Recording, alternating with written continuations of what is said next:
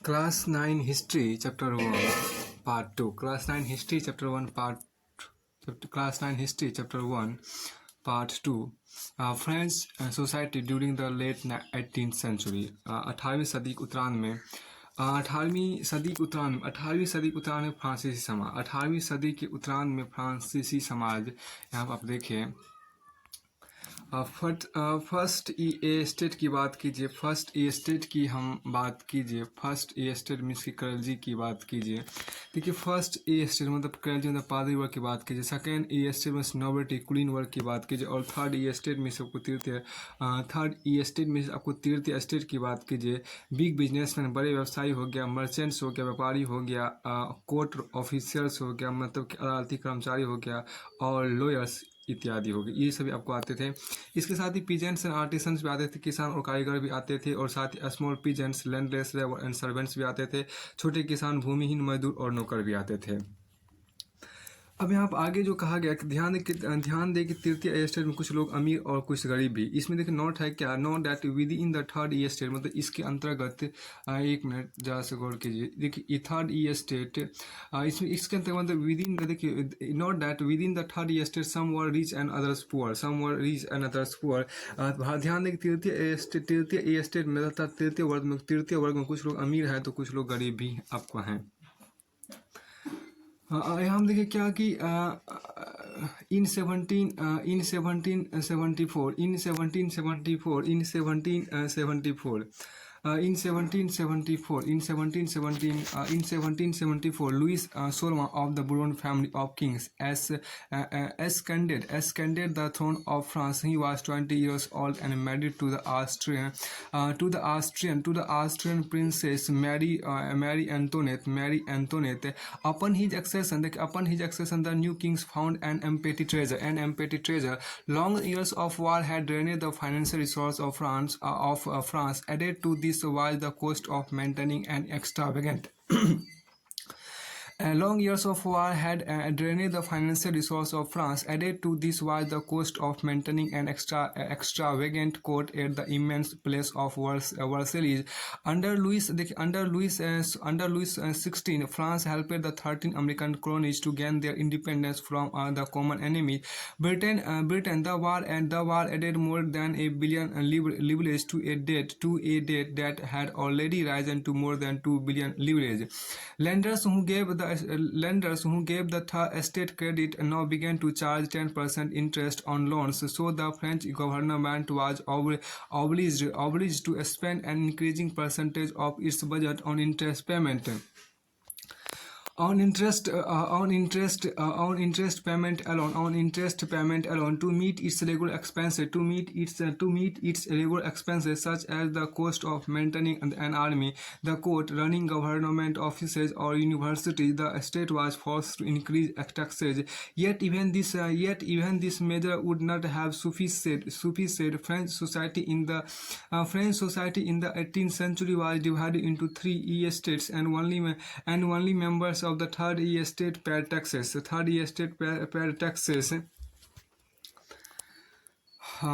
The society of यहाँ देखिए क्या कि सन 1774 में बुर्बो राजवंश का लुई 16वां फ्रांस की राजगद्दी पर आसीन हुआ। सन 1774 में बुर्बो राजवंश का लुई 16वां फ्रांस की राजगद्दी पर आसीन हुआ। उस समय उसकी उम्र केवल 20 साल थी और उसका विवाह ऑस्ट्रिया की राजकुमारी मैरी एंतोनेट से हुआ था। राजरोहण के समय उसने राजकोष खाली पाया। लंबे समय तक चले युद्धों के कारण फ्रांस के वित्तीय संसाधन नष्ट हो चुके थे। वर्सा या वर्सलीज के विशाल महल और राज दरबार की शान और शौकत बनाए रखने की फिजूल खर्ची का बोझ अलग से था। लुई 16वां के शासनकाल में फ्रांस ने अमेरिका के 13 उपनिवेशों को साझा शत्रु ब्रिटेन से आज़ाद कराने में सहायता दी थी। इस युद्ध के चलते फ्रांस पर 10 अरब लिबरे से भी अधिक का कर्ज और जुड़ गया, जबकि उस पर पहले से ही 2 अरब लिबरे का बोझ चढ़ा हुआ था। सरकार से कर्जदाता अब 10% से ब्याज की मांग करने लगे। फलस्वरूप फ्रांसीसी सरकार अपने बजट का बहुत बड़ा हिस्सा दिनों दिन बढ़ते जा रहे कर्ज को चुकाने पर मजबूर थी। अपने नियमित खर्चों जैसे कि सेना के रखरखाव, राज दरबार, सरकारी कार्य या विश्वविद्यालय को चलाने के लिए फ्रांसीसी सरकार करों में वृद्धि के लिए बाध्य हो गई थी, पर यह कदम नाकाफी थे। 18वीं सदी में देखिए 18वीं सदी में फ्रांसीसी समाज 3 ए स्टेट में बटा था और केवल तीसरे ए स्टेट के लोग जनसाधारण ही कर अदा करते थे। French class 9 history chapter 1 class 9 history chapter 1 Class 9 History, Class 9 History, Chapter 1, French Society during the late 18th century. French Society during the late 18th century. French Society, Class 9 History, Chapter 1, Class 9 History, Chapter 1, Part 3. Class 9 History, Chapter 1, Class 9 History, Chapter 1, Class 9 History, Chapter 1, Part 3, class 9 history chapter 1 part 3। देखिए यहाँ पर जो आपको कहा गया इन 17, यहाँ पर देखिए क्या in 1774 Louis XVI of the Bourbon family of kings in 1774 Louis XVI of the Bourbon family of kings ascended the throne of France. He was 20 years old and married to the Austrian Princess Mary Antoinette. Upon his accession, the new king found an empty treasure.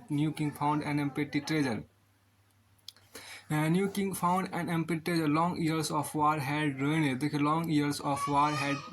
the financial resource of France.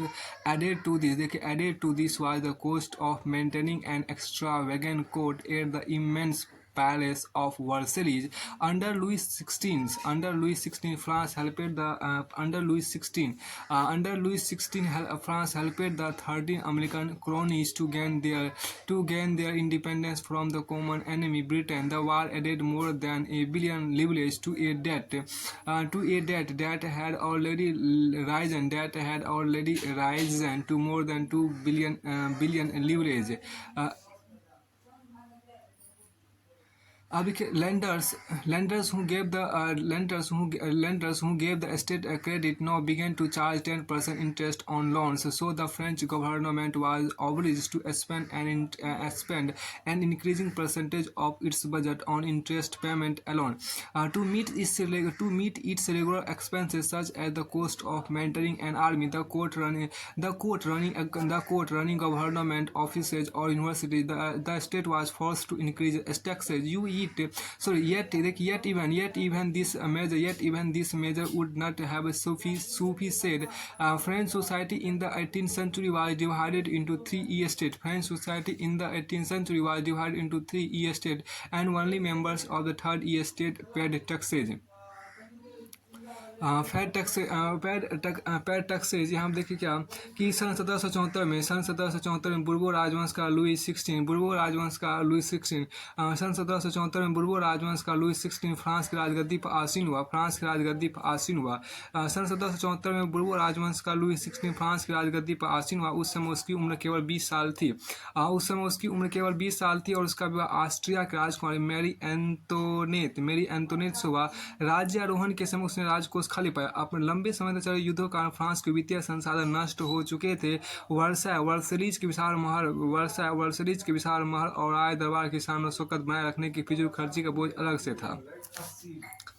Louis 16 के शासनकाल में France ने America के 13 उपनिवेशों को साझा शत्रु Britain से आजाद कराने में सहायता दी थी। इस युद्ध के चलते फ्रांस पर 10 अरब लिबरे से भी अधिक का कर्ज और जुड़ गया, जबकि उस पर पहले से 2 अरब लिबरे का बोझ चढ़ा हुआ था। सरकार से कर्जदाता अब 10% ब्याज की मांग करने लगे थे। फलस्वरूप फ्रांसीसी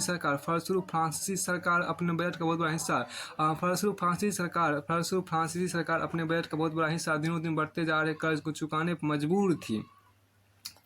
मजबूर थे अपने नियमित खर्च जैसे कि सेना के रखरखाव, राज दरबार, सरकारी कार्यालय या विश्वविद्यालयों को चलाने के लिए फ्रांसीसी सरकार करों में वृद्धि के लिए बाध्य हो गई। पर यह कदम भी नाकाफी था। 18वीं सदी में फ्रांसीसी सम्राट 3 एस्टेट बटा था और केवल तीसरे एस्टेट को जनसाधारण लोग ही कर अदा करते थे। वर्गों में विभाजित, यहाँ देखिए क्या कि वर्गों में विभाजित फ्रांसीसी समाज मध्यकालीन सामंती व्यवस्था का यहाँ देखिए क्या कि वर्गों में विभाजित फ्रांसीसी समाज मध्यकालीन सामंती व्यवस्था का अंग था। वर्गों में विभाजित फ्रांसीसी समाज मध्यकालीन सामंती व्यवस्था का अंग था। प्राचीन राजतंत्र पद का प्रयोग सामान्यतः सन 1789 से पहले के फ्रांसीसी समाज एवं संस्थाओं के लिए होता है। वर्गों में विभाजित फ्रांसीसी समाज मध्यकालीन सामंती व्यवस्था का अंग था। प्राचीन तंत्र पद का प्रयोग सामान्यतः सन 1789 से पहले के फ्रांसीसी समाज एवं संस्थाओं के लिए होता है। चित्र 2 में देखो, चित्र 2 में फ्रांसीसी समाज की वर्ग व्यवस्था को दर्शाता है। पूरी आबादी में लगभग 90% किसान थे, लेकिन जमीन के मालिक किसानों की संख्या बहुत कम थी। लगभग 60% जमीन पर कुलीनों, चर्च और तीसरे एस्टेट के अमीरों का अधिकार था। प्रथम दो एस्टेट कुलीन वर्ग एवं पादरी वर्ग के लोगों को कुछ विशेषाधिकार जनना प्राप्त थे। इनमें से सबसे महत्वपूर्ण विशेषाधिकार था राज्य को दिए जाने वाले करों से छूट। कुलीन वर्ग को कुछ अन्य सामंती विशेषाधिकार भी हासिल थे। वह किसानों सामंती कर वसूल करता था। किसान अपने स्वामी की सेवा, स्वामी के घर एवं खेतों में काम करना, सैन्य सेवाएं देना अथवा सड़कों के निर्माण में सहयोग आदि करने के लिए बाध्य थे।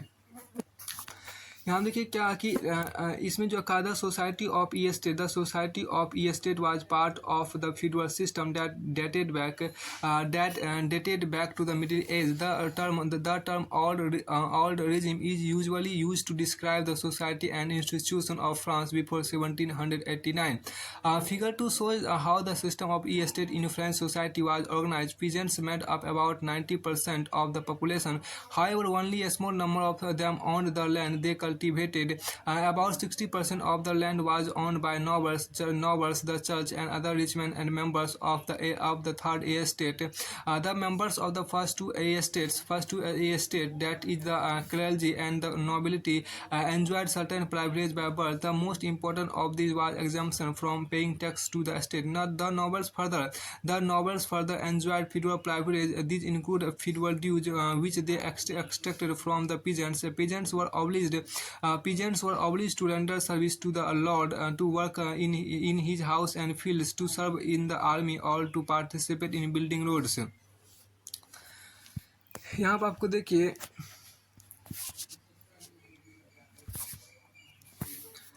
वर्गों में विभाजित फ्रांसीसी समाज मध्यकालीन सामंती व्यवस्था का अंग था। प्राचीन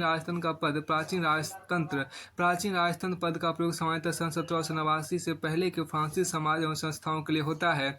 अब यहाँ पर देखिए क्या कि चित्र 2 में आपको यहाँ पर है, चित्र 2 फ्रांसीसी समाज की वर्ग व्यवस्था को दर्शाता है। चित्र 2 फ्रांसीसी समाज की वर्ग व्यवस्था को दर्शाता है। पूरी आबादी में लगभग 90% किसान थे। पूरी आबादी में लगभग 90% किसान थे, लेकिन जमीन के मालिक किसानों की संख्या बहुत कम थी। लेकिन जमीन के मालिक किसानों की संख्या बहुत कम थी। लगभग 60% जमीन पर कुलीनों, लगभग 60% जमीन पर कुलीनों, चर्च और तीसरे एस्टेट का अमीरों का अधिकार था। प्रथम दो एस्टेट्स कुलीन वर्ग एवं पादरी वर्ग के लोगों को कुछ विशेषाधिकार जनना प्राप्त थे। इनमें से सबसे महत्वपूर्ण विशेषाधिकार था राज्य को दिए जाने वाले करों से छूट। कुलीन वर्ग को कुछ अन्य सामंती विशेषाधिकार भी हासिल थे। वह किसानों से सामंती कर वसूल करता था। किसान अपने स्वामी की सेवा, स्वामी के घर एवं खेतों में काम करना, सैन्य सेवाएं देना अथवा सड़कों के निर्माण में सहयोग आदि करने के लिए बात था। फिर आपको आगे यहाँ पर कहा गया,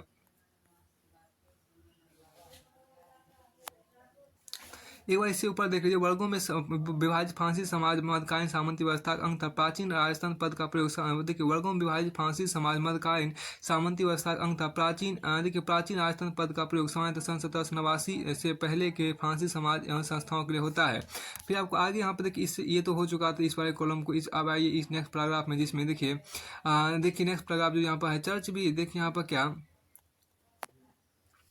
चर्च भी किसानों से कर का एक हिस्सा टाइड जिसको टाइड धार्मिक कर के रूप में वसूलता था। ऊपर से तीसरे एस्टेट के तमाम लोगों को सरकार को तो कर चुकाना ही होता था। इन करों में टाइल प्रत्यक्ष कर और अनेक अप्रत्यक्ष कर शामिल थे। अप्रत्यक्ष कर नमक और तंबाकू जैसे रोजाना उपभोग की वस्तुओं पर लगाया जाता था। इस प्रकार आज की वित्तीय कामकाज का सारा बोझ करों के माध्यम जनता वहन करती थी। अब यहाँ देखिए क्या कि the church too extracted its share of tax called tithes from the peasant and finally all members of the third estate had to pay tax to the estate. This included a direct tax called tithe and a number of indirect taxes which were levied on articles of everyday consumption like salt or tobacco. The burden of financing activities of estate through taxes was borne by the third estate alone. अब आगे यहाँ देखिए कुछ खास बातें आपको यहाँ पर देखिए लिबरे की बात यहाँ पर की गई। जो आपको कुछ न्यू वर्ड्स हैं उनको यहाँ पर देख लीजिए। लिबरे की बात यहाँ पर आपको की गई है। लिबरे क्या है देखिए। लिबरे जो आप यहाँ देखिए Libre unit of currency in France discontinued in 1794। Libre France की मुद्रा जिसे 1794 में समाप्त कर दिया गया। लिबरे फ्रांस की मुद्रा जिसे 1794 ईस्वी में समाप्त कर दिया गया। अब करेंसी की बात यहाँ पर कीजिए। जो यहाँ पर करेंसी आपको है देखिए करेंसी जिसको पादी बोलते हैं, पादी वर्ग बोलते हैं। Currency group of persons invested with special function in the church, इसको पादी बोलते हैं। पादी वर्ग चर्च के विशेष कार्यों करने वाले व्यक्तियों का समूह को पादी वर्ग बोलते हैं। टाइड बोलते हैं कि यहाँ पर क्या है कि टाइड, यहाँ देखिए tithe a tax levied by church comprising 1/10 of the agricultural produce.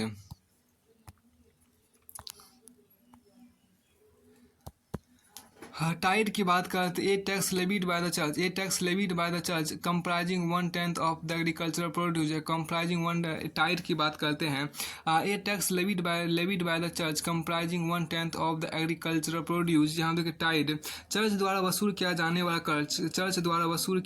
वाला कर यह कर कृषि उपज के 10वें हिस्से के बराबर होता था। चर्च की बात यहाँ देखिए टाइड क्या था। टाइड चर्च द्वारा वसूल किया जाने वाला कर यह कर कृषि उपज के 10वें हिस्से के बराबर होता था। 10वें हिस्से के बराबर आपको होता था। अब देखिए टाइल की बात करते हैं। Tax to be paid directly to the estate. देखिए tax to be paid directly to the estate की बात यहाँ पर की गई है। टाइल देखिए सीधे राज्य को अदा किए जाने वाले कर को हम टाइल कहते हैं। सीधे राज्य को अदा किए जाने वाले कर को हम टाइल कहते हैं। सीधे राज्य को अदा किए जाने वाले कर को टाइल कहते हैं। Taille tax to be paid directly to the estate हो गया। उसके बाद देखिए यहाँ पे हिंदी में एक और खास आपको यहाँ पे टाइड भी होगा। टाइड क्या है? चर्च द्वारा वसूल किया जाने वाला कर को टाइड बोलते थे। यह कर टाइड जो कर था वो कृषि उपज के 10वें हिस्से के बराबर होता था। और टाइल क्या था? सीधे राज्य के द्वारा वसूल किया जाने कर को टाइल बोलते थे।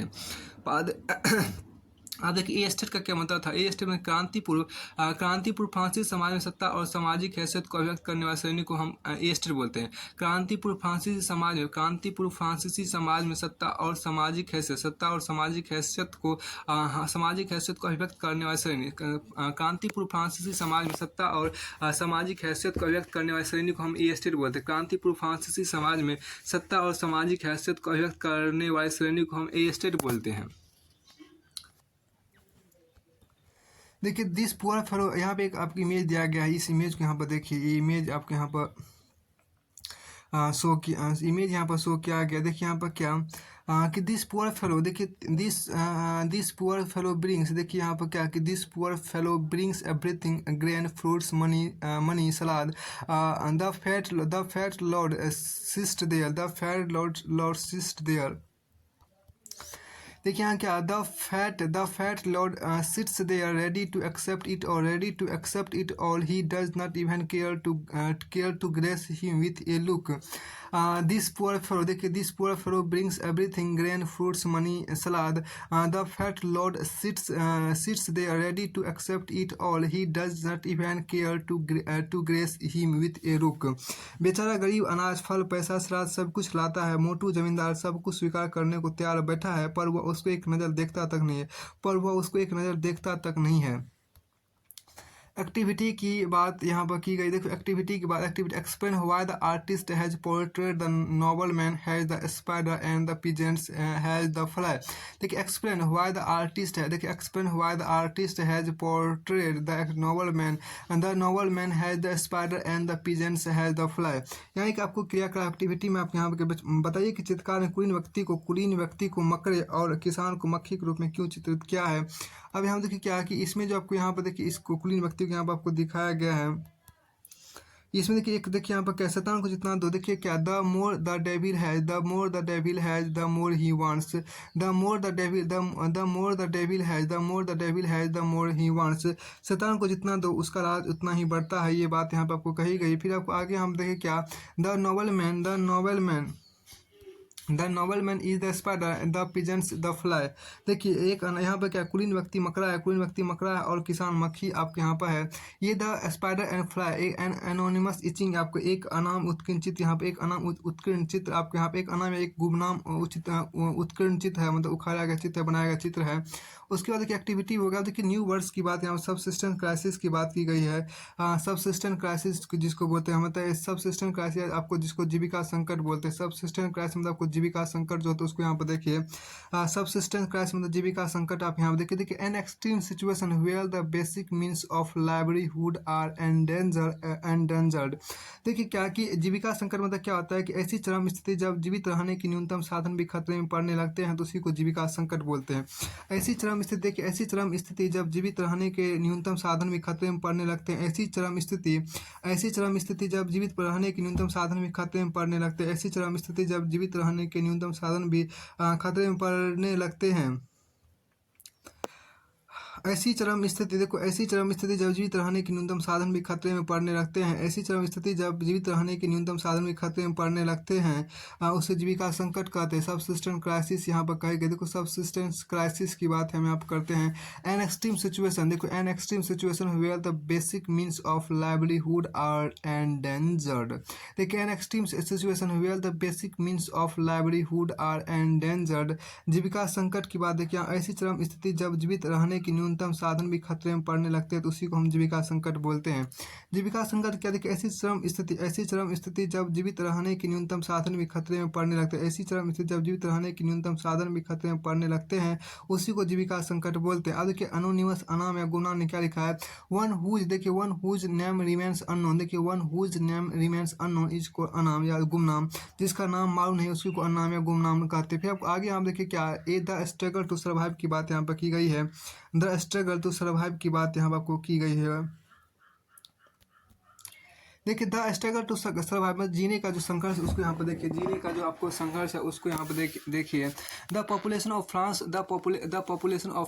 रोज from about 23 million in 1715 to देखिए the population of France was, देखिए the population of France rose from about 23 million in 1715 to 28 million in 1789। This led to a rapid increase in the demand for food grains. Production of grains could not keep pace with the demand, so the price of bread, which was the staple diet of the majority rose rapidly. Most workers were employed as laborers in workshops whose owner fixed their wages, but wage did not keep pace with the rise in price, so the gap between the poor and the rich widened. Between the poor and the rich widened. Things became worse whenever drought or had reduced the harvest. देखिए हम क्या कि things became worse. देखिए things became worse whenever drought or had reduced the harvest. This led to a subsistence crisis. Something that occurred frequently in France during the old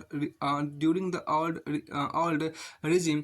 यहाँ देखिए कि France की जनसंख्या सन 1715 में, फ्रांस की जनसंख्या सन 1715 2015 में 2.3 करोड़ 2.3 करोड़ थी, जो सन 1789 में बढ़कर 2.8 करोड़ हो गई। परिणामतः अनाज उत्पादन की तुलना में उसकी मांग काफ़ी तेज़ी से बढ़ी। अधिकांश लोगों के मुख्य खाद्य पावरोटी की मांग काफ़ी तेज़ी से बढ़ी। अधिकांश लोगों यहाँ पे आपको कहा गया, देखिए अधिकांश लोगों के मुख्य खाद्य पावरोटी की कीमत में तेजी से वृद्धि हुई। अधिकतर कामगार कारखानों में मजदूरी करते अधिकतर कामगार कारखानों में मजदूरी करते थे और अधिकतर कामगार कारखानों में मजदूरी करते थे और उनकी मजदूरी मालिक तय करते थे, लेकिन मजदूरी महंगाई की दर से नहीं बढ़ रही थी। फलस्वरूप अमीर गरीब की खाई चोरी होती गई। स्थितियां तब और बदतर हो जाती थी जब सूखे या ओले के प्रकोप से पैदावार गिर जाती। इससे रोजी रोटी का संकट पैदा हो जाता था। ऐसे जीविका संकट प्राचीन राजस्थान के दौरान फ्रांस में काफ़ी आम बात थी। अब यहाँ पर आगे देखिए क्या कि सब ने जीविका संकट आपको बोल चुके थे कि सबसिस्टेंस क्राइसिस क्या है। An extreme situation where the basic means of livelihood are endanger is called subsistence crisis और anonymous to one whose name remains unknown. देखिए जीविका ऐसी चरम स्थिति जब जीवित रहने के न्यूनतम साधन भी खतरे में पड़ना, तो उसी को जीविका संकट बोलते हैं। यहाँ देखिए क्या है कि ये जो आपको यहाँ पर कहा है उसको थोड़ा सा देखिए। जीविका संकट की बात यहाँ पर की गई थी। इसमें आपको देखिए कुछ आपको बॉक्स आपको ध्यान दिया उसको भरना आपको। The course of A subsistence crisis, देखिए हम क्या जीविका संकट का चक्र यहाँ पर आपको शो किया गया, उसको आप फुर्सत के पड़ों में भर सकते हैं। इसमें आपको कहाँ पर क्या आएगा। अब एक क्रियाकलाप भी आपको यहाँ पर दिया है, उस क्रियाकलाप को थोड़ा सा यहाँ पर देख लीजिए। यहाँ क्या आगे fill in the fill in the blanks box in figure 4, मतलब इस जीविका संकट को भरना है। Fill in the blanks box in figure 4 with appropriate terms from among the following: food right, scarcity of grain, increased number of deaths, rising food price, weaker bodies। देखिए नीचे दिए गए शब्दों में से सही शब्द चुनकर लिखे। चार के रिक्त स्थान की पूर्ति निम्न शब्दों से चुनकर करें। देखिए सबसे पे आपको यहाँ पर खाद्य दंगे आपको जिसको बोलते हैं फूड राइट्स, जिसको बोलते हैं अनाभाव, स्कार्सिटी ऑफ ग्रेन मतलब अन्न की कमी, अनाभाव जिसको बोलते हैं। इंक्रीज नंबर ऑफ डेथ मतलब मृतकों की संख्या में वृद्धि होता है। उसके बाद राइजिंग फूड प्राइसेज मतलब खाद्य पदार्थों की कीमत बढ़ेगी, खाद्य पदार्थों की कीमत में वृद्धि या बढ़ोतरी जिसे बोलते हैं। उसके वीकर बॉडी मतलब कमजोर शरीर यहाँ पर निर्माण होता है। तो सबसे देखिए कि उभरते मध्य वर्ग, देखिए यहाँ पर क्या है कि इसमें आपको कहा गया कि एक growing middle A class and देखिए ये अब यहाँ पर जो टॉपिक शुरू होता है वो आपको 1.3 टॉपिक शुरू होता है, उसमें आपको स्पष्ट रूप से उभरते हुए देखिए यहाँ पर क्या है कि a growing middle class and विस गेज, देखिए a growing middle class and विस गेज एंड इन टू प्राइवेट। देखिए ए ग्रोइंग मिडिल क्लास, देखिए a growing middle class and विस गेज envisage, a growing middle class a growing middle class and विस एज एंड इन टू, देखिए and in to private, a growing middle class and विस as and in to private. उभरते मध्य वर्ग ने विशेषाधिकारों के अंत की कल्पना की। उभरते मध्य वर्ग ने विशेषाधिकारों के अंत की कल्पना की। अब आगे यहाँ पे कहा गया क्या, in the past peasants and workers had participated in revolts against increasing tax and food scarcity, but they lacked the means and programs to carry out full-scale measures that would bring about a change in the social and economic order. This was left to those groups within the third estate who had become prosperous and had access to education and new ideas। देखिए पहले भी कर बढ़ने एवं अकाल के समय किसान और कामगार विद्रोह कर चुके थे, परंतु उनके पास सामाजिक एवं आर्थिक व्यवस्था में बुनियादी बदलाव लाने के लिए साधन एवं कार्यक्रम नहीं थे। आपको नहीं थे। ये जिम्मेदारी तीसरे एस्टेट उन समूह ने उठाई जो समृद्ध और शिक्षित होकर नए विचारों के संपर्क में आ सके थे।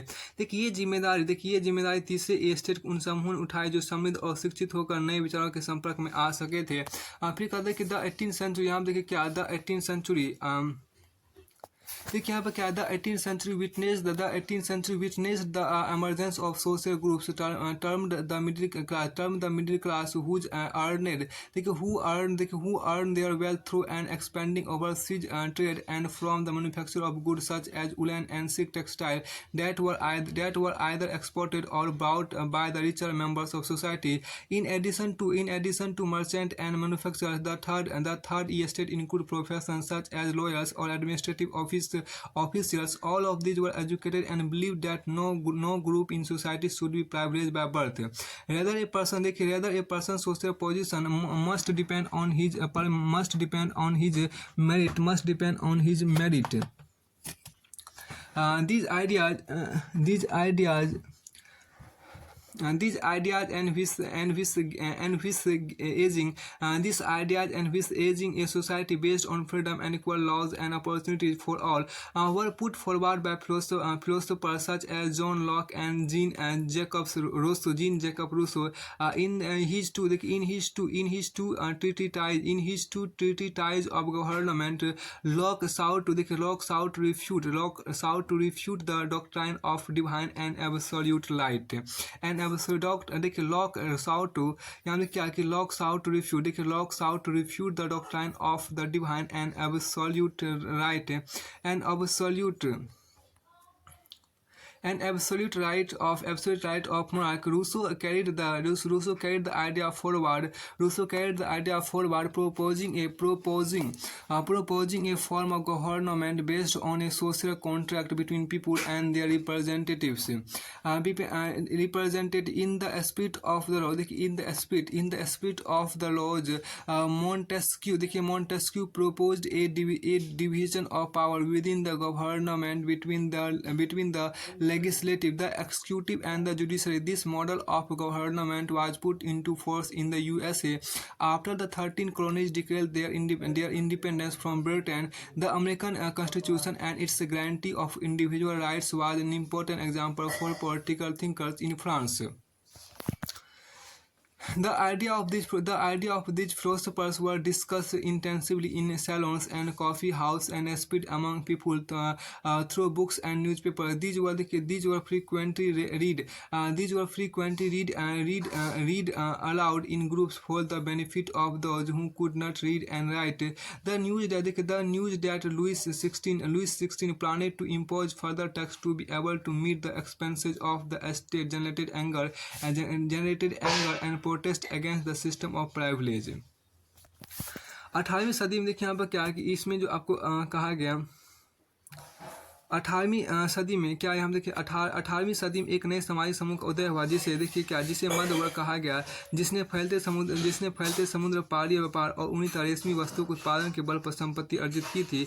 ऊनी और रेशम कपड़ों का या तो निर्यात किया जाता था या समाज के समृद्ध लोग उसे खरीद लेते थे।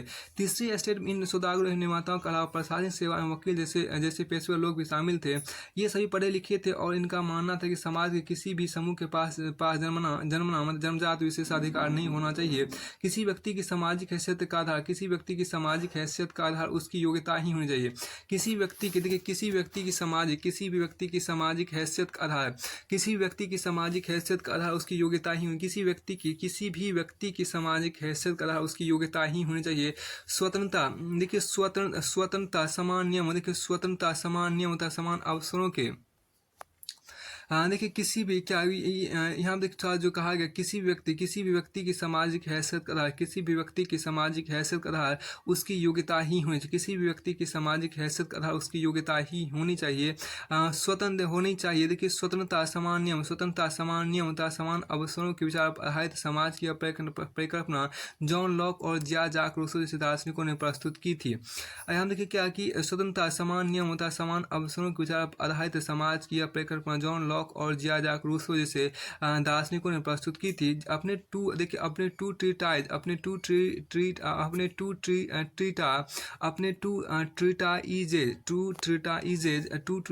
टू ट्रीटाइजेज ऑफ गवर्नमेंट में ऑफ गवर्नमेंट में लॉक ने देखिए लॉक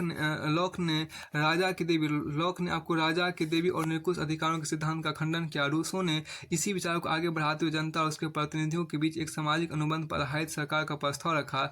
मॉन्टेस्क्यू ने the spirit of the laws नामक रचना में सरकार के अंदर विधायिका, कार्यपालिका और न्यायपालिका के बीच सत्ता विभाजन की बात कही।